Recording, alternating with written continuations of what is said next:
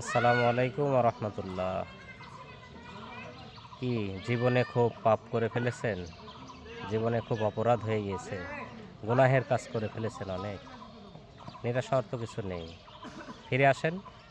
মহান আল্লাহ তাআলা বলেন, কুল ইয়া ইবাদিয়াল্লাযীনা আসরাফু আলা আনফুসিহিম লা তাকনাতু মির রাহমাতিল্লাহ ইন্নাল্লাহা ইয়াগফিরুয যুনুবা জামিআ ইন্নাহু হুয়াল গফুরুর রহিম। হে রাসূল, আপনি বলে দিন, যারা তাদের নিজের উপরে জুলুম করেছে, অত্যাচার করেছে, অনেক অন্যায় কাজ করে ফেলেছে, তারা যেন আমার রহমত থেকে নিরাশ হয়ে না যায়। কেননা নিশ্চয় আল্লাহ সমস্ত গুনাহ মাফ করে দিতে পারেন। তিনি পরম ক্ষমাশীল এবং অতি দয়ালু। এজন্য ফিরে আসুন, আমরা সকলে ফিরে আসি আল্লাহর পথে।